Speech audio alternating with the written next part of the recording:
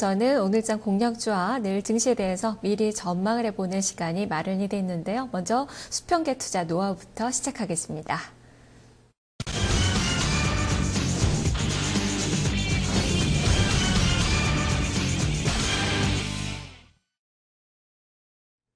네, 수급 주체들의 평균 단가를 활용해서 오늘장 전략을 세워보는 시간입니다. 신현식 전문가와 함께합니다. 전문가님 안녕하세요.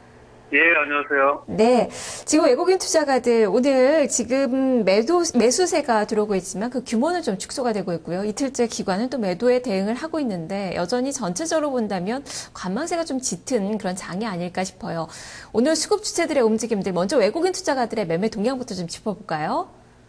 예, 오늘 같은 경우에는 이제 웅진케미칼이라는 주식을 한국투자증권 창구를 이용해서 574원의 평균 매도 단가가 좀 예측이 되고요. 요게 이제 외국인들이 매도가 좀 가장 많이 나오고 있다라고 좀 보여집니다. 근데 이제 웅진케미칼 같은 게 증거금 100%의 1,000원짜리 미만 주식이기 때문에 이런 주식들은 좀 매매를 안 하시는 게 좀 좋지 않을까라고 좀 보여지고요.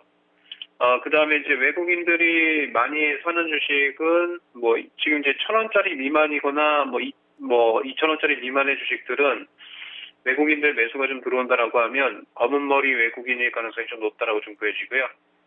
AMP라는 주식이 오늘 34만 주가 좀 매수가 좀 들어오고 있는데요. 요거는 이제 국내사 창구인 신한금융투자증권 창구를 이용해서 좀 매수가 좀 들어오고 있다라고 좀 보여지고요. 평균 매수 단가는 1,230원 정도 되지 않을까라고 좀 보여집니다.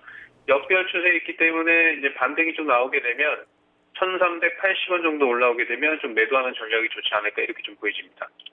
네, 반등 시에 매도 전략을 그리고 웅진케미칼 지금 뭐 소식이 하나 전해지고 있는데 자회사 매각 검토 소식 확정된 것은 없다라는 소식이 지금 전해지고 있는 그런 상황이네요. 하지만 워낙 또 소형 저가주기 때문에 매매는 안 하는 것이 좋겠다라는 또 의견이시군요.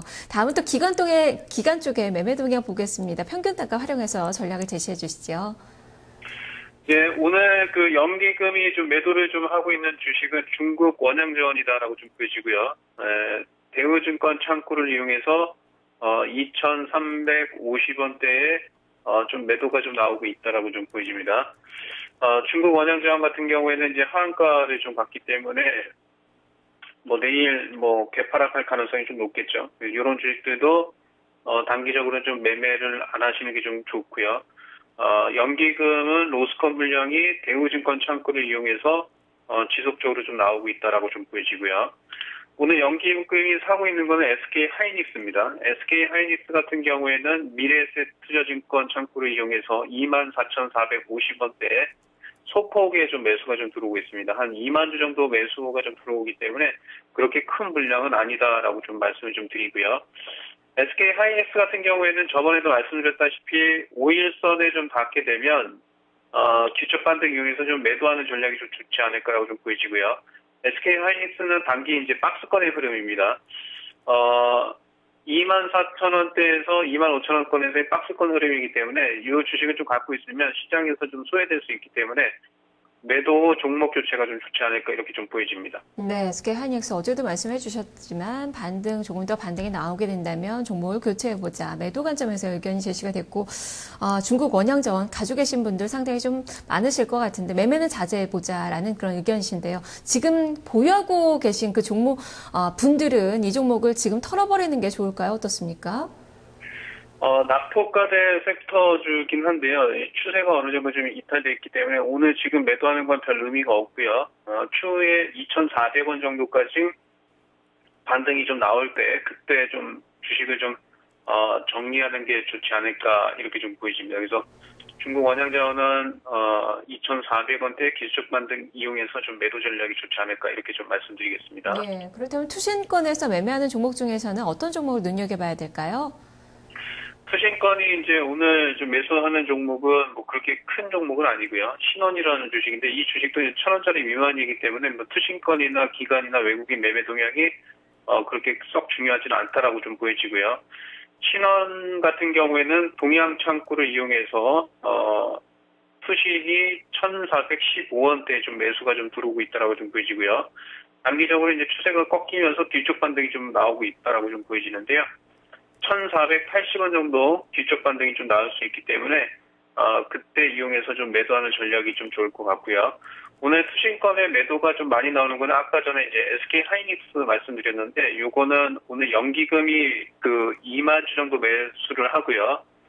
투신권은 엄청나게 좀 매도를 하고 있기 때문에 아까 말씀드린 대로 24,000원에서 25,000원 사이에 길쭉 반등 이용해서 매도 종목 교체가 좋지 않을까 이렇게 좀 말씀드리겠습니다. 네, 오늘은 소형주들이 많이 좀 포착이 되네요. 자, 이렇게 종목별로 점검을 해봤는데요. 자, 그렇다면 오늘 전략은 어떻게 제시해 주시겠습니까?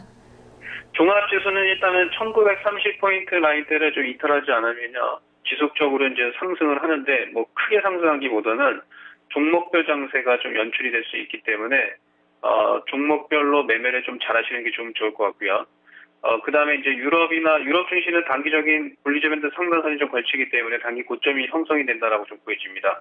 그리고 이제 오늘 뭐 제가 이제 종목별 정세이기 때문에 오늘 일주일 전에 호남석유를 좀 드렸던 것 같은데 오늘은 저번에 이제 호남석유를 저번 주 금요일날 좀 드렸던 것 같아요. 11월 23일 날. 오늘은 이제 단기 2박 3일 코스에 주식을 좀 드리도록 하겠습니다. 그래서 요건 길게 끌고 갈 주식은 아니고요. 한 2박 3일 코스로 좀 보는 전략이 좀 좋을 것 같고요.